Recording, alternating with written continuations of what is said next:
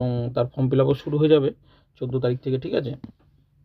আমরা এবার সবথেকে যেটা গুড নিউজ বা যেটা সবথেকে ভালো খবর সেটা যে এবার কেভিএস এবং এনভিএস এই ভ্যাকেন্সিটা একসাথে কম্বাইন করে বেরিয়েছে, মানে পরীক্ষাটার ফর্ম ফিল আপের টাকাটা অন্তত আমাদের কম লাগবে, মানে যারা ক্যান্ডিডেট ফর্ম ফিল আপ করি, এটা একটা সুবিধা। যেটা আগেরবার আলাদা আলাদা করে হয়েছিল এবং আলাদা আলাদা করে হওয়ার জন্য কী হয়েছিল, আগেরবার ফিজটাও লেগেছিল এবং আলাদা করে পরীক্ষাও দিতে যেতে হয়েছিল। সুতরাং এবার এটা একটা সুবিধা যে কেবিএস এনবিএস একসাথে পরীক্ষা নিচ্ছে এবং পরীক্ষাটা সম্ভবত সিবিএসসি কন্ডাক্ট করাবে। তাহলে এই কেবিএস এবং এনবিএসের প্রচুর ভ্যাকেন্সি আছে, একদম নন টিচিং থেকে শুরু করে প্রাইমারি টিচার্স, ঠিক আছে, আপার প্রাইমারি টিজিটি যেটাকে আমরা বলছি অ্যাকচুয়ালি, তারপর 11-12 লাইব্রেরিয়ান, প্রত্যেকটা জায়গারই কিন্তু ভ্যাকেন্সি বেরিয়েছে।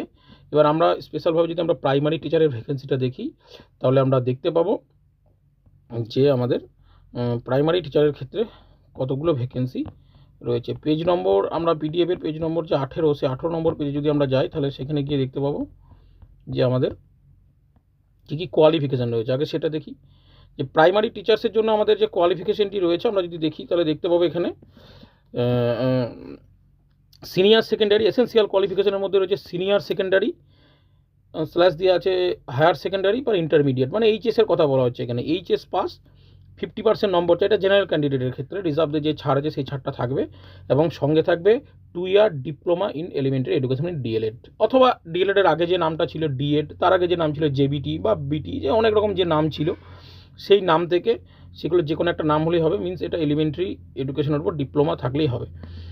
এই হচ্ছে মূল কোয়ালিফিকেশান। এর সাথে অর দিয়ে আরেকটা লেখা আছে বিএলএড, এটা bachelor of elementary education 4 year BElEd, এটা থেকে অ্যাপ্লাই করা যাবে।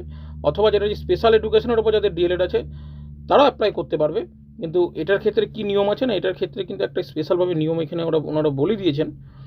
সেই নিয়মটাই নিচে একদম ট্রেনিং টু বি আন্ডারগন, এটা পড়লে বোঝা যাবে যে 6 মাসের একটা কোর্স পরে করতে হবে। আর যেটা সবথেকে মোস্ট ইম্পর্ট্যান্ট যে জিনিসটা হচ্ছে যে কি আমাদের না qualified central teacher eligibility test paper 1, সিটেটের পেপার 1 পাস করে থাকতে হবে, তবেই কিন্তু ফর্ম ফিল আপ করা যাবে, নাহলে কিন্তু কোনো এন্ট্রি পাওয়া যাবে না, এটা হচ্ছে নিয়ম। আর proficiency to teach through Hindi and English medium, English মিডিয়ামে পড়ানোর একটা প্রফিসিয়েন্সি থাকতে হবে, এটা সবার রয়েছে, অসুবিধার কোনো কারণ নেই।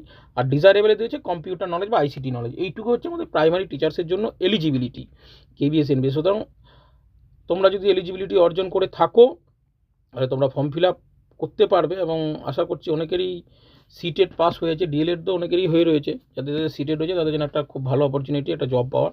এবার আমরা যাবো আমাদের ভ্যাকেন্সি, কতটা ভ্যাকেন্সি রয়েছে প্রাইমারির জন্য সেটা যদি আমরা দেখি তাহলে দেখতে পাবো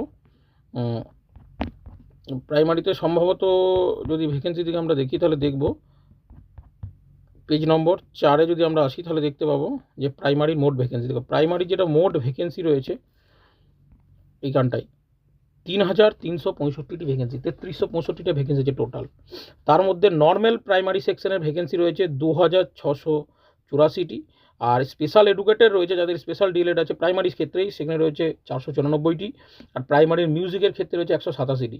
সুতরাং একটা অনেক বড় ভ্যাকেন্সি, একটা হিউজ ভ্যাকেন্সি, এবং প্রত্যেকে চেষ্টা করো এবারে একটা জব কিন্তু লাগানোর, কারণ এবারে অলরেডি একলব্য মডেল বেরিয়ে গেছে, ঠিক আছে, এবং আমাদের কেভিএস এনভিএস বেরিয়ে গেল, এরপরে আমাদের পশ্চিমবঙ্গের আপার বেরোবে, সেটা আপডেট দেওয়া হবে সময় টু সময়।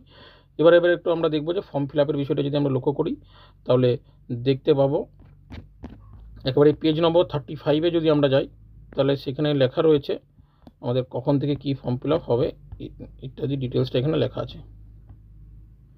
দেখো এখানে লেখা রয়েছে রেজিস্ট্রেশন ওপেন থাকবে 14 নভেম্বর 2025, ক্লোজ হবে 4 ডিসেম্বর 2025 হয়েছে।